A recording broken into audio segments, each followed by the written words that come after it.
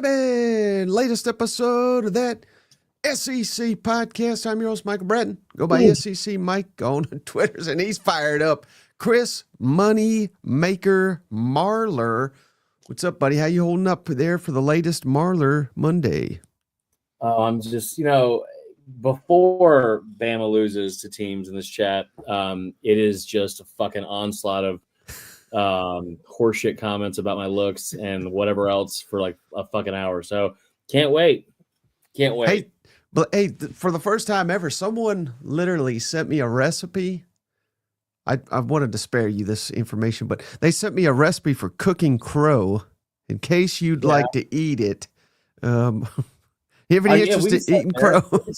So listen, Oklahoma deserved to win that game. They did all the stuff that good teams do. I think that's like one of the things I said going into the game was that like they have shown over and over and over again, they cannot figure out ways to not turn the ball over.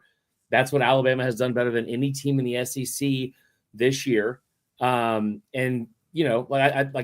also said the thing with Ty Simpson is like, maybe you just don't throw it like 50 times in that game. Maybe that's the best way to do it. But like Oklahoma had shown over and over and over again, that's who they were. And that's also who Alabama had shown who they were. Credit Oklahoma, because Oklahoma came in there, had 3 takeaways. I honestly didn't think like their offense didn't put up a ton of yards, but I thought Mateer was fantastic. Mateer was great that entire game. Again, not having a single turnover against that unit, really didn't have any situations where he was throwing into bad windows or close. Ty Simpson was, and I thought the way that they elevated that defense in the second half, being able to get after Ty Simpson, the blitz rate was like 62.4%. That's when they had all 4 of their sacks. They got after Alabama on the edges, made it very, very difficult for Ty Simpson to he was getting like offensive lineman being pushed back into his face for most of the afternoon, especially the second half.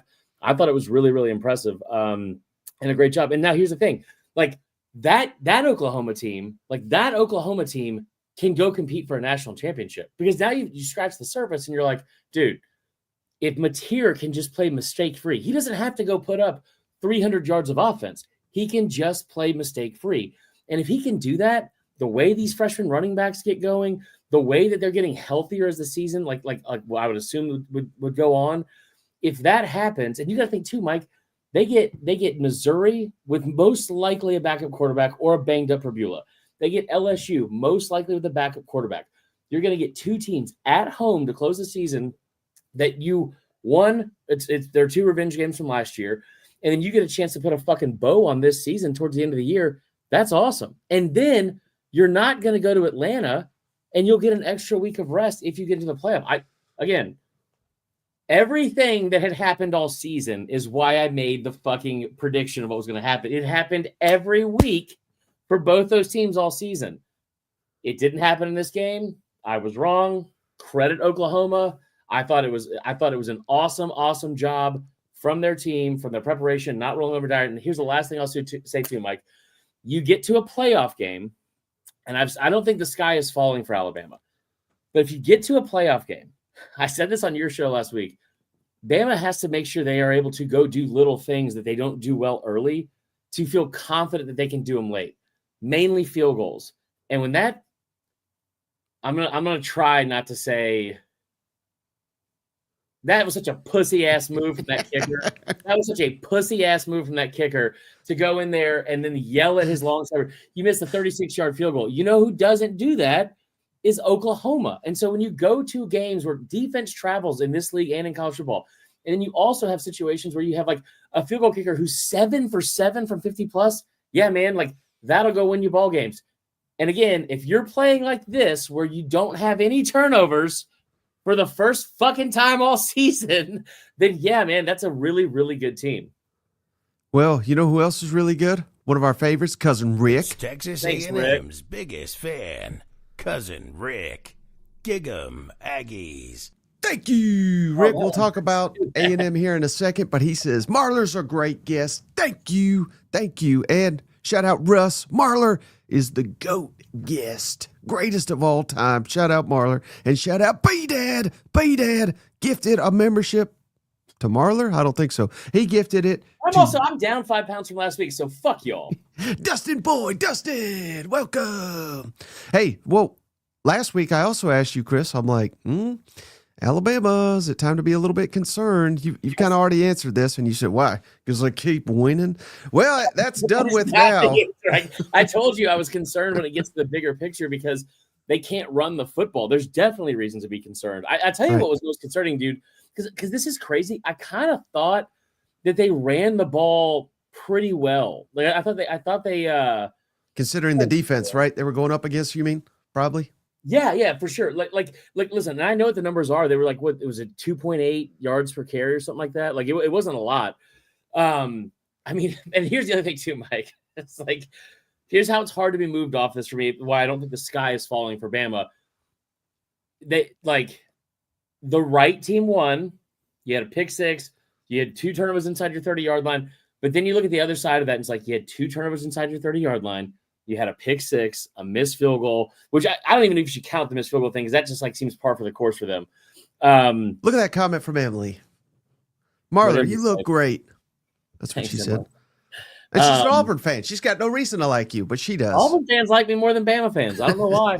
About to marry one. So no, I think that was like there's cause for concern in the run game. And I'll tell you what's really a big concern too, Mike, is because you look at this and you're like, well, who do you put in to run? They had what's his name, Daniel Hill in there for most of the game, and it was like, well, you can't take out Jam Miller because he's so good in pass pro, and you can't have this freshman because of pass pro.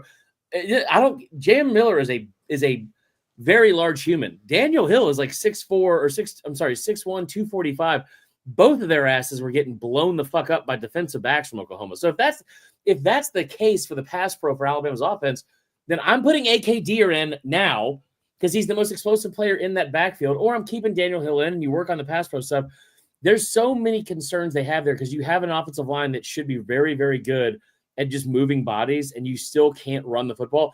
I saw someone praising Kalen DeVore and Ryan Grubb's like whole shtick where it's like, oh man, like they look at this incredible creative play they had on 4th and 1, and it's like, dude, it's great. It's really cool how creative it is, but you know, it'd be even cooler if you could just fucking nut up and line up and run for 1 fucking yard to get a first down. And they routinely can't do that. They couldn't do it against Vanderbilt. The first game of the season, or first interception of Ty Simpson's season, that was on 4th and 1. You couldn't do it against LSU. You got stopped on the very first drive, and you got all fucking cutesy with that, where it's like, okay, we're going to shift Ty Simpson over, and then we're going to have the running back behind center, and you'll never guess what happens, Mike. They're going to snap it to the running back, and he's going to run it in there for a loss of 1. You're like, what?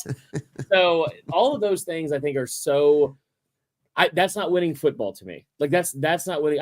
Listen, there's a lot of things that Oklahoma, for instance, their offense doesn't do consistently well. I bet you they could fucking line up on 4th and 1 and go get a first down the old fashioned way. I bet Texas could do that. I bet a lot of other teams like Vandy. So it's just frustrating, man. I think it's frustrating for Bama. I do think there's concerns. I will tell you, yesterday I was like, fuck me, because now they have to go to Auburn to get into the playoff. But here's the way I view that, man. If you can't fucking beat Auburn, who's 4-6 right now, I don't give a shit about all this spooky stuff in Jordan Hare. If you can't go beat that team, you never deserve to be in the playoff in the first place. So go take care of business and you're in. And same for Oklahoma, which I expect them to do. And now you're looking at a possibility where it's like you might have 5 SEC teams in the playoff a year after having only 3. Yeah. Hey, shout out SEC Sean. Chris, he says, respect for Marler. A lot of people would have canceled their appearance. He is here to own it. And I like the fact he just speaks his mind. Well, he did reach out and consider canceling, but he's here. I do. Listen, I knew it. I couldn't cancel. I do have a very sick fiance over here today. Oh no. And I did say to Mike, I was like, I'm not interested in sitting here and doing a fucking hour-long show talking about how fat I am for these people. But I'm here because I knew that if I canceled, then it would be awful. How about Derrick Henry, the Derrick Henry? Yeah. He's a fan of the show. Market has nice glasses. So, way to go, Market. Yeah. Wait, Emily's turning on me. What did I do? Oh, that's not how you phrase it. I got it. Okay. But at night game, they announced out this morning. My night game, Jordan Hare. Now, we won't learn anything about Bama and Auburn this weekend, but what if Auburn looks really good again, at least on offense? On a scale of 1 to 10, how much is that? How nervous are you for the Iron Bowl? Because that's their season on the line for Auburn to wreck Bama. I mean, okay, hold on. I do want to address one thing real quick. And I forgot, they'll make a bowl game if they win too. I do double motivation. I do want to point out one thing. Shane Parks is right. The comment that he made said he expects an apology for OU fans acting like Texas fans. Uncalled for and wrong. Like, most importantly, wrong. And I apologize. That is, out of all the stuff that I said, that one was the one I felt like that was least factually based because there was no factual stuff involved in it. And I was wrong. I apologize. I do love being here. I used to love this show. It's been pretty hard the past couple weeks because of how aggressive you guys are at me for a straight hour. But you are right. Back to your question about Auburn and Bama. I mean, yeah, it's terrifying. I'm sure it'll get terrifying as it gets closer because regardless, Jordan Hare is like a scary place to go. And here's what I told my buddy yesterday, my buddy Jeff. I was like, dude, he's like, oh, all you do is go beat Auburn. And I was like, you're right. But like, there's been much better Bama teams that have failed to do that or come very close to not doing that. And I think, and here's the thing too, Mike, this isn't like, there's times when you're like you talk about like the miracles that Auburn gets or like these like, oh yeah, I mean, they always get all these crazy things. The crazy things that happen aren't like it. That's like that happened in 2013. It was like the kick six and then the fucking thing with Georgia. But like for Bama, you haven't like really beaten them down in Jordan Hare since maybe 2015, and even that was a late touchdown to put you up. I think it was like 29-15 or something weird. Like that was like 17 you lost and they won the national title. 2019 you lost, missed field goals. 2021 you should have lost and had a last minute drive and then a 4 touchdowns or 4 overtimes. 2023 you damn sure should have lost and won because of a fumbled punt and then a 4th and 31 or whatever it was. Like, I mean, yeah, there's been much better Bama teams that have gone there and struggled mightily. So I think it should be worrisome, but hopefully just like the Florida State game, this was the best thing that could have happened to that team and they go turn around. Otherwise, Mike, I'm going to have to sit here and eat crow again for Auburn fans because they're going to get to go fucking ride their bikes down to the Birmingham Bowl for the 4th time in 6 years. Like a bunch of 12-year-olds from now and then. Great movie. Hey, shout out SEC Shot also gifted 5 memberships. So let's talk about his Aggies here and shout out Jay Kaiser, Mile High. Wonder what that guy's up to. Figurine Champ, that's Marler's nickname. Chris Maple and Phantom 70815. Welcome to the family, courtesy of SEC Sean. Marler supports half the SEC, and they all got ridiculously blown out or lost or horrifically defeated. Man, A&M undefeated, only undefeated, not only in all games, of course, but in conference now, thanks to Bama losing. How bad is this one, Chris? I mean, this is the biggest shit show I've ever seen for them Gamecocks. And where did you even want to start with this one? I didn't. I wanted to cancel the show for this one. I'm telling you, I want you to just hear me out, okay? This has been my weekend. Thursday, Bama lost to Purdue in basketball. Friday, Allie's friends came in town who are all 30 years old, and we went out with 30-year-olds Friday night before I had a 15-hour workday on Saturday. Saturday, from the press box in Tiger Stadium, I watched South Carolina blow a 30-3 lead. Then I watched Bama blow a lead against Oklahoma. And then I had to wait. And then we all went out. And I was like, you know what'll turn this day around, Mike? Let's go to the fucking casino because there's no way this bad luck can continue this bad. I lost $500 in 22 minutes. Then I woke up the next morning and the Falcons lost in overtime. And then I was like, why don't we just watch a Christmas movie and get back in a good mood? And we watched Christmas with the Cranks. And that is the worst fucking movie I have ever seen in my life. And I saw something called Ice Spiders in college in theaters. And it was awful. So yeah, this game right here, man. Before you go any further, I can possibly add to the misery. Can you rank your fiance's friends in terms of attractiveness? Just for the audience, not for you, but for the audience. No, absolutely not. Okay. Allie's number 1. That's all I'll say. Okay. No, we had a good time. We had a good time, but it was like, yeah, dude, I'm 30. I'm 39. I'm not 30. I don't like. Thank you to whoever said I look like I'm 30. Okay, so back to this game, dude. It's like, it's so frustrating, and I told you this last week, man, because it's like I'm way more upset about this than the Alabama game, and you had a chance to like make your why is this keep doing this? You had a chance to like make the fan base believe again, and you had a chance to sit here and say, okay, how do you get up off the mat? And you have a new OC, calm plays, you had a bye week, like because I know everyone around the program has it's very true, Emily, very true. And you had all the fan base around you that felt like they'd kind of given up, and they had like they had quit on Shane Beamer and believing in this team, and maybe it was like, all right, we'll pick it up again next year and we'll see where we go from there. But you gave out for the first 30 minutes, like everything that you could have been fucking doing all year on offense, you did. And it wasn't like it was crazy shit, Mike. It was like, hey, did you see we mixed in a reverse? Like, that's pretty fun. Did you see? Hey, did you see that we're running the option with Lenoris? And did you see that we're trying to get a little bit more creative in our passing plays? We're doing dump offs on RPOs to the tight ends because it's an extension of the run game, and we can get 4 to 6 yards and stay ahead of the chains for once. Did you see we're not committing a ton of penalties early? Like, we're doing all the things you could have been fucking doing all year. And going into this game, South Carolina did not have more than 341 yards of offense in any game this season. They had 312 in the first half. And after the half, I told one of my friends, I said, listen, they need one more. And preferably it's a touchdown. But if you get one more, then you are going to win this game. But you have to get one more. And it was 31-10. And I'll tell you when the whole thing really fucked up. No one really keeps pointing to this because they're scared to, because they're worried that cop from the alley is going to show up in their fucking house and then assault them while there's no ring cameras on or something. What the fuck was that about, by the way? That guy, there's like 5 people in the comments every week. That's who I think they all are. So they had all that happen, and you get down, Mike, it's 27-3 in the first half, and you're inside the 10-yard line, and you've got 31 seconds left, I think, and they do a dump off pass to Brady Hunt. And it has 19 seconds on the clock. They don't stop the clock until 11 seconds left. And I could not understand why you would not want more points there, because you have shown over and over again, it's been very hard for you to get them consistently.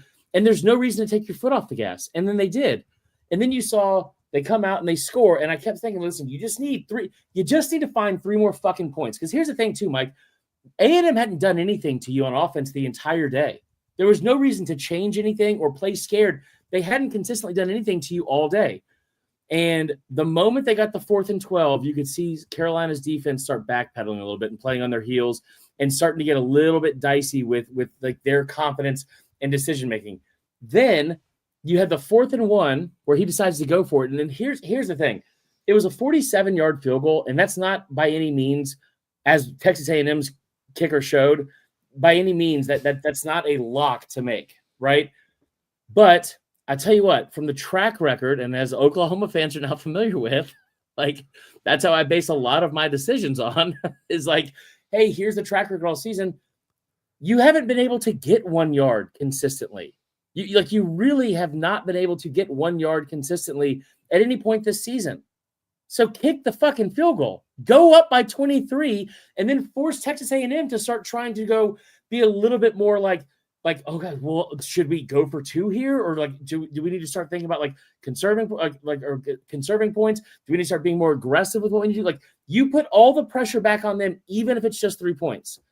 And once again, you refuse to do it.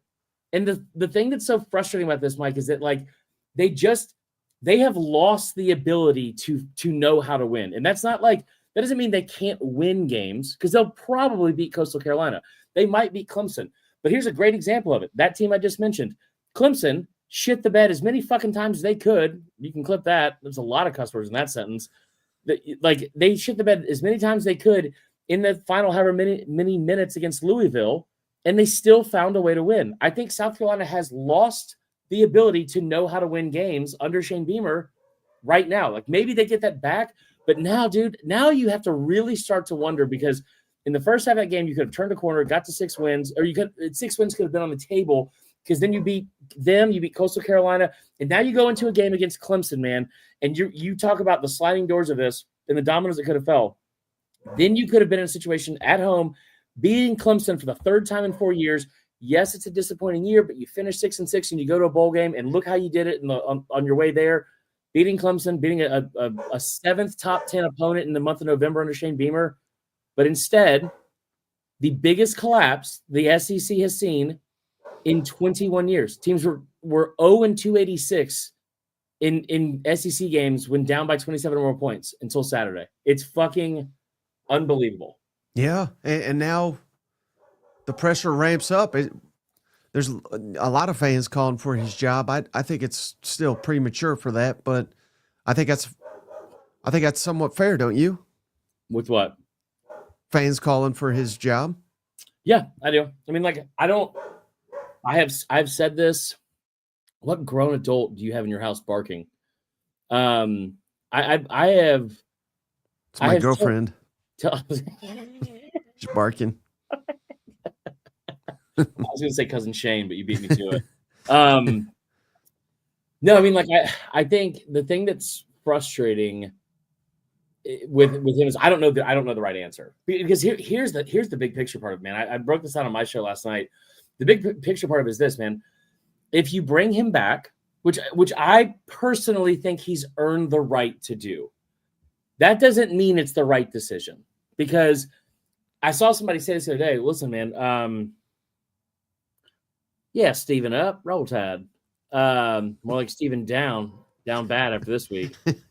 I get the feeling, brother. I'm gonna change my name to Cholesterol and then call myself Cholesterol up.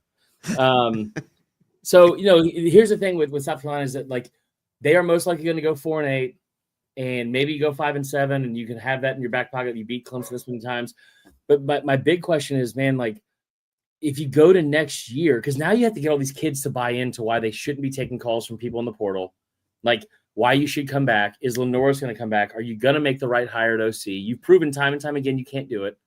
And all of a sudden, if that's going to happen, then what's the ceiling, Mike? Like what's the ceiling for Shane to be like, all right, we feel great again. We went 8-4.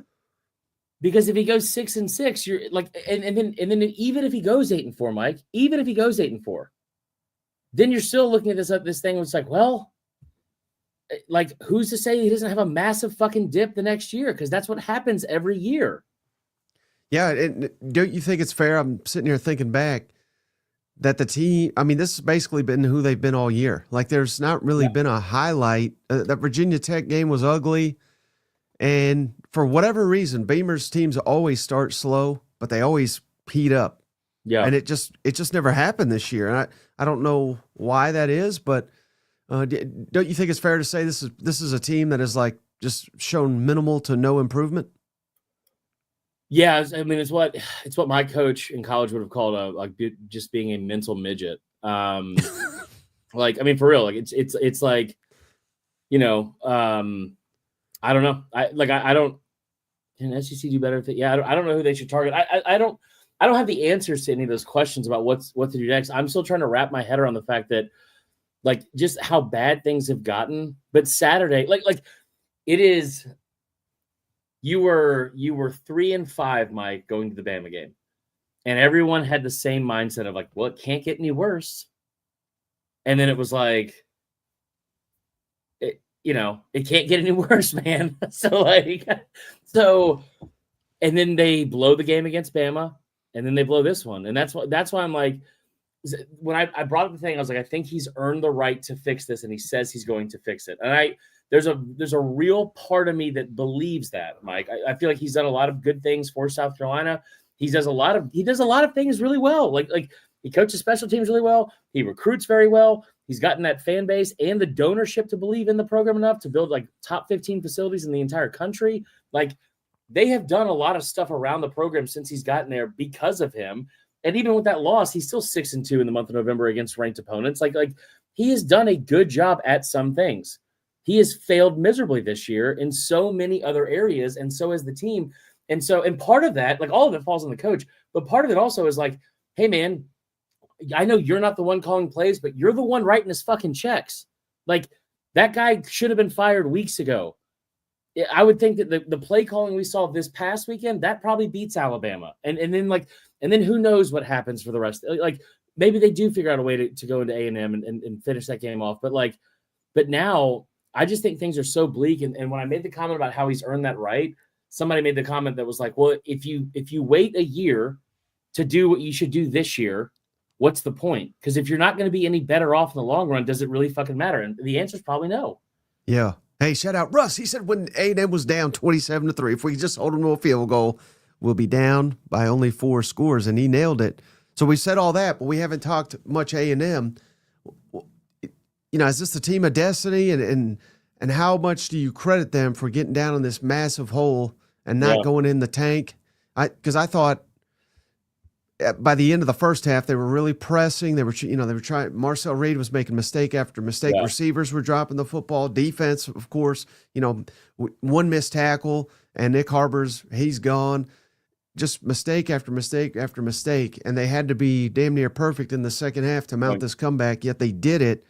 Could this be a champion? Like if A&M goes on to win the championship, which is not a given, but if they do, don't you think this will be a moment where they'll look back and be like, all right, this is when we locked it in, and there was we never had a doubt we'd lose a game.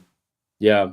Well, it's a good question because I think it's funny you bring it up. I see Warby Brought who says, well, if it isn't Chris Gay Glasses Marler, and it's interesting you bring up being in a massive hole in the first half because I was in that guy's mom's massive hole last night, so it makes sense and I get it. Seamless transition. I think it's a huge win for A&M. Obviously, it's like here's the big thing with A&M. Auburn wasn't as close to the score, but it was still 16-3, so fine. But the Arkansas game, I think Arkansas scored a touchdown in the last 2 or 3 minutes. They were up by 10 in that one. There's not a lot of close games on here, Mike. Like the Notre Dame game, that has reason to be close. But they haven't really played with their food a bunch this year. Like they played like shit against South Carolina. And you could also, I saw some South Carolina fans saying like, well, we missed 2 interceptions. And it's like, okay, well then stop fucking doing that. Like my coworker, Hunt Palmer was sitting next to me and he goes, why are they so bad at doing good things? They're just so, and it's like, that's who they are. But A&M, to defend them, sure, that maybe there could have been 2 interceptions, whatever. How many drops did you see from A&M? And they still kept going to it. And I thought it was so impressive. And it wasn't even this. I think Craver was held to 1 catch for 6 yards. Did he leave with an injury or something? Like it was a lot. Hold on, play it cool. Fiance's in here. So you were saying which one of her friends is the most attractive? Mike asked me to rank your friends. I said no, and I said you were number 1, no matter what. I know you're lying. Okay. Everyone can hear you. Hey, we got receipts. She can go back and watch it. He did. Right. He did say that. So A&M, I think. I don't know about Team of Destiny, but I will say it's going to be awesome to watch what happens in 2 weeks with A&M because. Man, that Texas fan base has talked so much shit about A&M especially, and they've talked so much shit this year in general. And watching them cap off a 12-0 season, even though I'm not an A&M fan, I have no ties to them at all. Like it would be awesome to see them do that, especially against a team like Texas with all the shit talk they got. I keep seeing people say the schedule's been easy. Go back to the schedule for me for a second. I keep seeing people say that the schedule's been easy. I know that they don't have Ole Miss, they don't have Bama, and they don't have Georgia. Another way to look at that is none of those 3 teams have A&M. And I would venture to say that at least 2 of them maybe would have another loss on their schedule if they did. Now, I'm not saying like that LSU game should have been much more difficult. The Missouri game should have been much more difficult. You had to play a backup quarterback in one of those.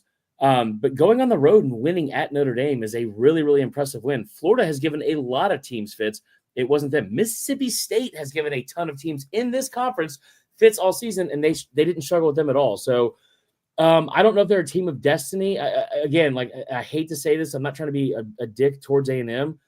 Just with what I know about A&M in general, and this is the track record speaking, and it's probably, just like I said to you last week, Mike, it's probably an unfair place to come from in this question about this A&M team. But yeah, I'm probably looking at if A&M is on a neutral field against Georgia, I'm taking Georgia. If they're on a neutral field against Ole Miss, I might be taking Ole Miss. That's not taking away from how good of a team A&M is or can be. It's hard for me still to wrap my head around an A&M team beating those teams in moments like this big. And, a lot of other teams in this conference are going to be playing much tougher Novembers, I'll say that. But, I think that they are a really good team, and I think they're clearly destined for the playoff. I don't believe. No, Amanda's right. I don't believe.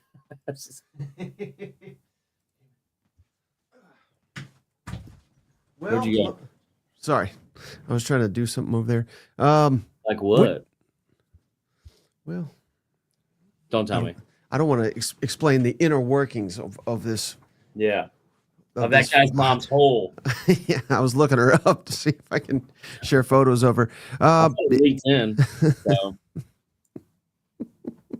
Well, hey, we haven't even talked about this one, Chris. There was a massive game, and it doesn't seem as massive because Georgia just basically dominated Texas ass in the second half here, 135-10. How impressed were you? Were you with the Dogs, and especially that onside kick that took Sarkisian's soul? And man, now it looks like if there is a Texas 8-4, they reside in Austin, not in College Station. How about them damn Dogs? Dude, more like Lawston because they keep losing.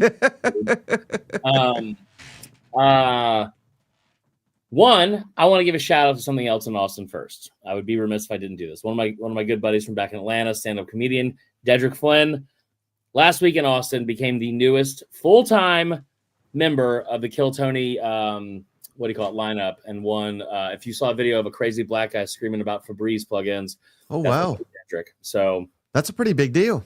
Yeah, it's pretty cool. We're all doing great from the Atlanta comedy scene, circa 2016. Look at us now. No, but he's killing it. So this thing with Georgia and Texas, I thought it was an awesome game. Listen, here's something that's really become impressive to me with Georgia is the fact that they are now 29-3 in games since 2020 where the opponent has scored first. And Texas came out. They didn't really punch them in the mouth, like getting a touchdown on the opening drive. They probably could have if what's his name doesn't slip. But Georgia, as they always do, weather the storm, makes great adjustments, and there you go. I don't think he got booed off the stage. I'm pretty sure that didn't happen. But anyway, you know what? Y'all go back to making fun of me. Don't make fun of my friends. That's so fucking stupid. Anyway, this thing, Texas played great for 3 quarters. I don't even think that that's necessarily the case because even when it was 14-10, it didn't feel like it was necessarily a very close game. And so, and here's the thing. And I want all Texas fans to hear this. You can sit here and be, I love the soft Keijing comment. You can sit here and say that it was a close game, and they've had 2 losses to top 10 teams, and they were both on the road, and all those things are true. Like all those things are true. But here's another thing that's true. You know what kind of fucking teams say that kind of stuff? Soft teams. Soft teams say that kind of stuff. And teams that aren't any good and have a loser mentality say that kind of stuff. That's a little dick, little brother energy that you have made fun of for Texas A&M for having for years, having to play a difficult schedule. Oh, well, we almost beat this team. And you make fun of them constantly and give them shit about it constantly because of how close little brother was. Well, now the shoe's on the other foot, and you finally had to step up and play somebody because last year you didn't play anybody with a pulse for most of the fucking season. And now you go into Athens, and I tell you what, guys, it's hard to win in Athens. It is. They've lost 2 games there since 2017. It's very hard to win in Athens. But you have carried yourself in a way going into the season, and it's not just the fans. It's the media. It's the team. It's Michael Taff in the post-game interview, which was fucking hysterical. What kind of the delusion isn't even just with the fan base and the media. The delusion stretches into the actual locker room, apparently, because if your takeaway from that game was, yeah, I still think we're a playoff team, that's a fucking joke. You lost by 25 points. Like, this game and Texas and Ohio State, it's the 2 lowest point totals you have scored since Sark has been there. He's been miserable against top 10 opponents. Like, it makes zero sense. It makes zero sense to me that you could have this little self-awareness, but I'm so used to it by now from Texas fans and media, especially, that it's not surprising. But like going in there and seeing Sarkisian say this about the 3 losses and how they're two of them are against top 10 teams, and then seeing a captain, like a guy that people talk about as an all SEC, I think he's a captain, an all SEC type player, Michael Taff, him bitching about the fact that, well, this game, this could have gone our way. It didn't, dude. It didn't. And it didn't. And then you rolled over and died. You let them go up 21-10, and then they pushed your shit in the rest of the game because they had an onside kick, which is coaching, and then willed you to sleep. That's what they did. They choked you out in the fourth quarter until you went to sleep, and you fucking did. And I don't think that's a bad way to view that game. I think it's exactly what happened. Right. And do you think there's a case to be made? I know A&M's record's better. We should honor that and say, give them number 1 seed if they finish the deal. But is there a case to be made that Georgia's the most dangerous or best team in the conference right now? I think most dangerous is more fair. I don't think you can say anytime an SEC team goes 12-0, it's very hard to not give that team credit. And I know what I just said about A&M, but listen, they're going to go 12-0, and if they go 12-0 in this schedule, they deserve all the credit in the world. I'll tell you the other thing I'll say too is I think Georgia is the most dangerous because this is when Kirby starts getting his team to start peaking at the right time. And people didn't want to talk about this, but let's also bring this up, okay? Last year, and this is not meant to be morbid or make excuses, but these are things that happened last year in Georgia's first round loss to Notre Dame, which added to the narrative that the SEC is done with, and now they can't pay players anymore, and they're not any good, and blah, blah, blah. Georgia had a backup quarterback making his first start in college against Notre Dame, a team that ended up going to the national title game. The night before that game, a fucking terrorist attack happened on Bourbon Street and delayed the game another day. On the way to the game, Kirby Smart's dad was hospitalized and died during the middle of the game, which I would have been happy about if it was my dad. But with Kirby, I'm sure he has an actual good relationship with his dad. Yeah, daddy issues the least concerning thing or most surprising thing I've said, Mike. But that his whole thing, all those things happened in that game, and then no one made an excuse for Georgia, including Georgia. I think that them going into the playoff this year, they have such a huge chip on their shoulder. They're peaking at the right time, and I think they are a very, very scary team to watch. Bronny says, "Gosh, I love Mondays." Yeah, you were afraid to come on. You're killing it, sir. You know who else kills it? Huel Freeze. Okay. Go check them out. Back again for another week. Huel.com, promo code that SEC. You can see it on the screen there. Huel.com, that SEC is the promo code to get 15% off. I was just telling Marler off air, and this is God's honest truth. I love Huel. I've been on it. I'm using it as a meal replacement shake. They have all kinds of different flavors. We're losing weight over here, Chris, because we are going to gain it during the holidays. So I'm trying to prepare by getting down. You see the logic there. But go check them out. Huel's a complete meal, has all the vitamins and nutrients you need, 27 vitamins and minerals. I love all the different flavors like chocolate, peanut butter, strawberry, banana, cookies and cream, iced coffee. Go check them out. Huel.com, 35 grams of protein, 6 grams of fiber, no sugar added, less than $5 a meal. You can't beat it, Chris. You can't beat Huel.com, promo code that SEC, 15% off.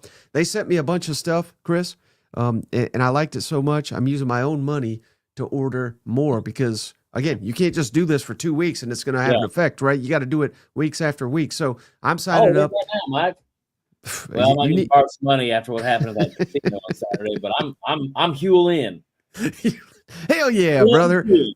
And then, hey, I'm doubling up too, Chris, with my Bubs. Bubs Naturals. Go check them out back again for another week. They are loving the sponsorship or the partnership with the cousins. So go check them out. BubsNaturals.com. Same promo code, that SEC.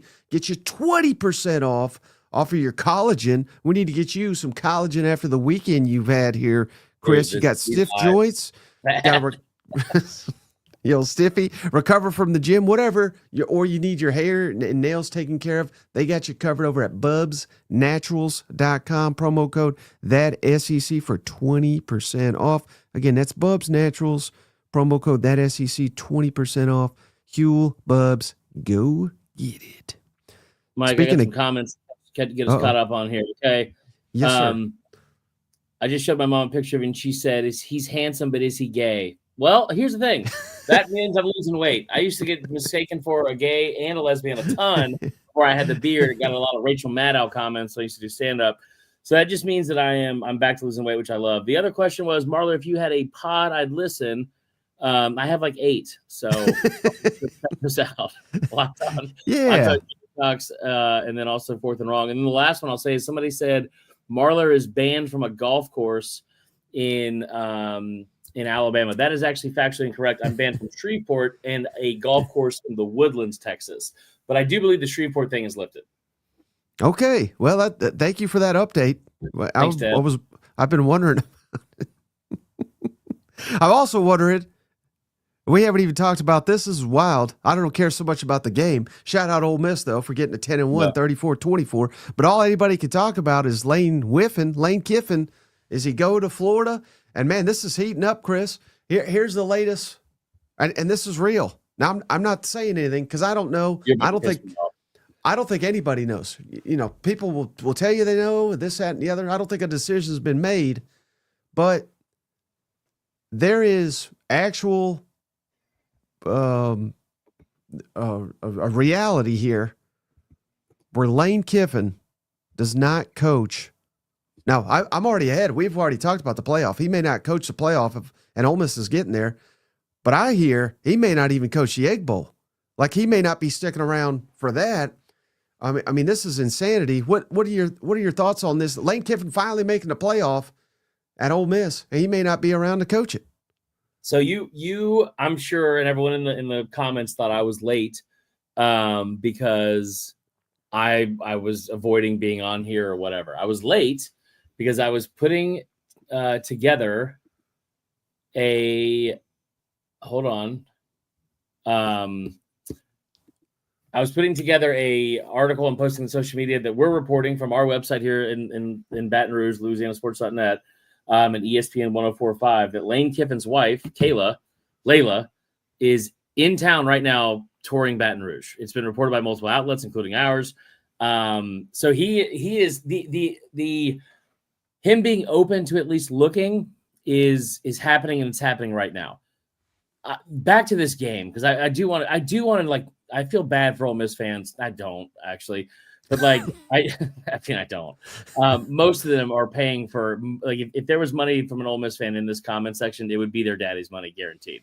Ole Miss fans, it is like if nepotism was given a Patagonia vest. That is all of them. So I think the thing with Ole Miss, it was a really impressive win. Watching Lane Kiffin take his belt off in the middle of that, what do you call it? In the middle of that post-game press conference was fucking hysterical. And yeah, I thought that was awesome. I don't think you should do that hand gesture anymore, but so I thought that was really impressive. I thought, like, they were shut down for so much of this game and then held in check. And, like, I think they were like their third down. They were terrible for most of third down, but they were 5 out of 7 on fourth down. They did everything they needed to do to win. Now, there's a couple of things that I thought were stupid that should have happened. The pass interference call late, I thought was horseshit. And I also thought he should have probably gone for it on that second to last drive where he ended up on 4th and 1 throwing to a tight end and it sailed incomplete. Like, would have liked to see him get points there and go up by 6. I think all those things would have made sense.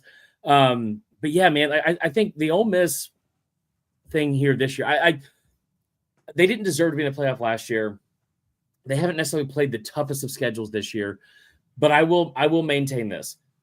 There's not a team I'm more excited to see get into the playoff than Ole Miss out of the SEC, because Georgia's really good and Kirby Smart's awesome. I think Bama's good. I think, as I said earlier, Oklahoma, if the way they played Saturday, if Mateer can start getting back to September Mateer with that defense, they're going to be really good. And A&M is obviously potentially going to be like undefeated. But man, watching Kiffin scheme up against some of these other defenses like Indiana and Ohio State, like, that's going to be awesome. Like, that's just going to be awesome. So really impressed that he was able to go 10-1, best start to any Ole Miss, season. And also, Mike, as you know, the biggest game in program history, according to some, from Ole Miss. So huge win. Yeah, but do you think there is a chance that he doesn't coach in the playoff? No, I don't think that. There's the one thing I know about Lane Kiffin is, I think I know,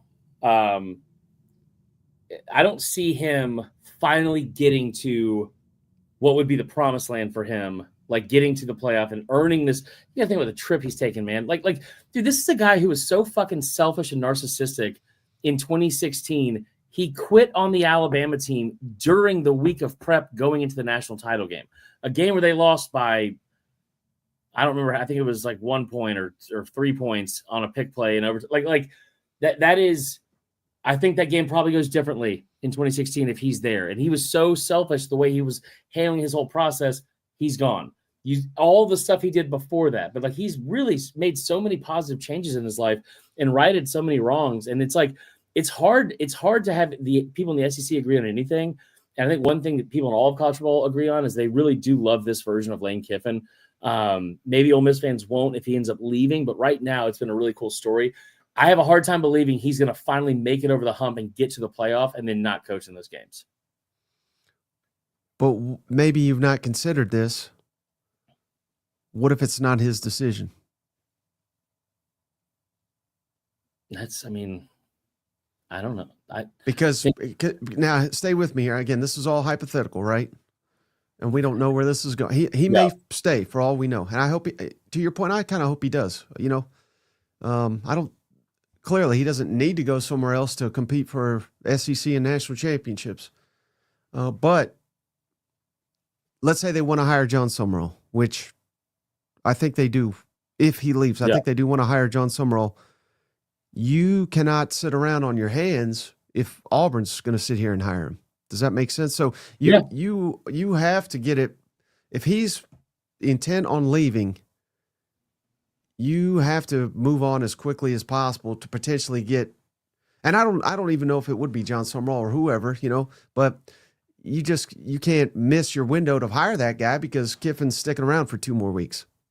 But if you're Ole Miss, you also cannot sit here and be like, hey man, you're not allowed to coach us in the playoff because you still want to win in the playoff no matter what. I think you just figure out a mutual agreement and everyone's mature about it. I know I saw one comment that was like, why would he not be narcissistic now? I mean, that was 10 years ago. You know what I mean?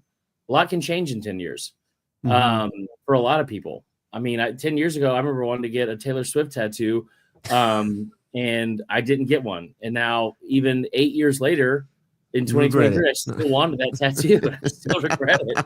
But now that I'm a grown adult and have a fiance that's a woman, and she informed me how embarrassing that would be, I'm glad I didn't get it. So a lot of people can change in a long time. I think if he leaves, it'll be interesting. I don't like. There's so much smoke, Mike, with Florida and in my crack pipe. There's so much smoke, and so I feel like if you leave and go to Gainesville, I can see it happening because now we're at the point too where they're talking about numbers. Like we're talking about numbers now, where it's like, all right, if like I think it was Bill McCready put it out on Twitter the other day. It's like if you are talking about the actual contract numbers, and that means there's at least some initial negotiations happening of like where you're trying to make sure you're ballpark in the same range of what each side would be willing to spend and willing to get. I think those conversations are happening. I also think that Kiffin is a big enough wild card to where like he could wake up tomorrow and be like, I think this is the best move for our family. I think this is the best thing to do. And he's clearly looking at his options. But I also think that he could win a game in the Egg Bowl and have it mean so much to him in that moment where he's like, you know what, I do want to spend the rest of my time here and then stay and leave like 2 years later from now. Like there's no telling what's going on inside his head. I just feel like he is on a mission to win, and I don't think anything is going to stand in the way of him trying to get there this year. And then Figure Champ says this is all just a leverage move. I literally don't think Lane Kiffin can get more leverage. Yeah, like, there's no way. I don't understand. I mean, years past, yes, but right now, I mean, he holds all the cards for Florida, possibly even LSU. He's also a dickhead that like the leverage move would not have been sending his ex-wife to Baton Rouge. The leverage move would have been him flying his ass out here, taking a picture of him at like Elsie's Plate and Pie and being like, yep, just stop by for breakfast, location, Baton Rouge, Louisiana. Like he would have done all those things because that's what he's always done. Big track record guy here, Mike. Yeah. And it's my understanding that she was in Gainesville on Sunday too. Yeah, that actually is very true. I heard the same thing from a pretty reliable source. But I can tell you this is not a rumor. for the Baton Rouge thing. I can't confirm that from Gainesville. I can 1,000% confirm Baton Rouge happening today, like as we're talking. Right. So they're doing due diligence to say it will. And speaking of Baton Rouge, you were in the press box for this. This, I don't even know what to call this, a calamity here. LSU, at least they kept the boot here, 23-22. I just feel awful for Arkansas people. I mean, I don't know if they're ever going to get something nice again, at least this year. And how much are they celebrating down there in Baton Rouge for beating Arkansas by 1? Emily said because you're there with her right now. No. Was that was Layla? No. Yeah, that was Layla, not Helen. The staff is one of the. I just need you to understand what's going on in this 3-hour window for me, Mike, emotionally. Mm-hmm. South Carolina at 11. This game at 11:45. Bama at 2:30. It was the worst football I've watched. Like, this game sucked. It was like I think you give credit. Like I said this on my article on Sunday. You always celebrate the wins, and that doesn't mean that you have to celebrate them in a way that's like, well, like we won. That's all that matters. There's no room to improve or anything. But it's also, I think, something. I think it's a really big win. It's the first win for an African-American head coach in the history of the program. I thought that was cool for Frank Wilson. It obviously meant a lot for Frank Wilson. That was my biggest takeaway, was not how great the game was, because it wasn't. This is not going to be a game where anyone's going to like fucking say, I remember where I was when this happened, or like this version of the Golden Boot. But it was cool to see when the final seconds like ticked down that like it still meant something to the team, how happy and rejuvenated they felt. Like it felt like they were after getting that win. And then, you know, the part where I do think there's something to be said. Like, I don't think Frank Wilson needs to be the next head coach at LSU, but I think having him on staff is almost a must at this point, because it means so much to him. And it comes it's very visible and clear in his work and how he approaches stuff, and also how he celebrated the game afterwards. The one thing I will say that was impressive was how well LSU's defense held Taylor Green in check. I thought that was really impressive. I thought there was a little bit more creativity on offense this go around. Now they're gone from Joe Sloan. I thought Michael Van Buren looked good at times. I thought he looked bad at times. But I think this whole thing also is it kind of goes down to the fact that, like, this is still a very talented roster. It's a very underwhelming year, but it was a good win. I will also say that at the end of the game, somebody said Arkansas is the best 2-win team in America. And my first thought was, there's no way they're 2-8, right? Like, surely they're like 4-6. No, they're 2-8. That is tough. And how about this stat, Chris? They are 27 points away from being 9-1. That's unbelievable. That's tough. Gut wrenching. You know what? Yeah. Speaking of gut wrenching, that's what I see when I think of Mississippi State's defense getting ramshackled by Ahmad Hardy, 300 rushing yards. Shout out Missouri for not going in the tank. I think the program's too strong for that. And now it sets up, Chris, for what I think is the best game in the weekend in the SEC, perhaps. Missouri at Oklahoma, where they could play split. Oklahoma does not honor this as a rivalry. They think less of the Tigers. Yeah. Missouri go in there and eliminate Oklahoma from a playoff. All of a sudden, we got ourselves a little bit of a rivalry. Yeah. I don't even know who I'm supposed to cheer for in that one. Like, I don't know. I know who I will cheer for. I don't know who I'm supposed to cheer for. I do think this is like going to last year. I remember putting out a video at the start of the year, like the three best bets that I'm hammering at the start of the year. And it was like Georgia over Florida, somebody over, I forgot the other one, but then it was Missouri over Oklahoma.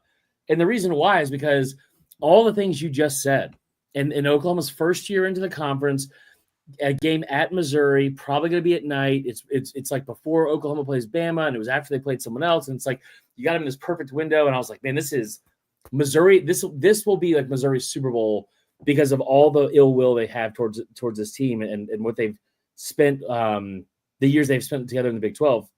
I mean, now you look at a year later, and I think Oklahoma's got the chip on their shoulder, and now they also know what's in front of them, right?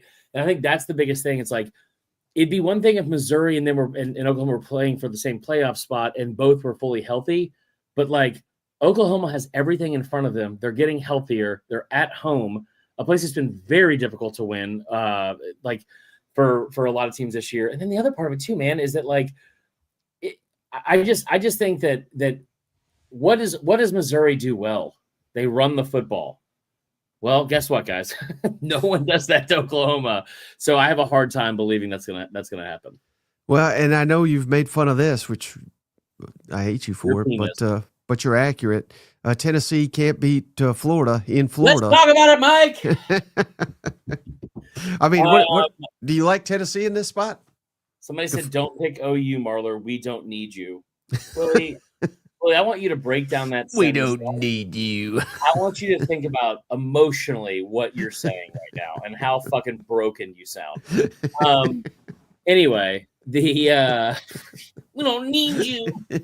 Jesus Christ. So anyway, the Tennessee Florida thing. This is a wild stat, but it is a listen to your lock. I lost my double wide.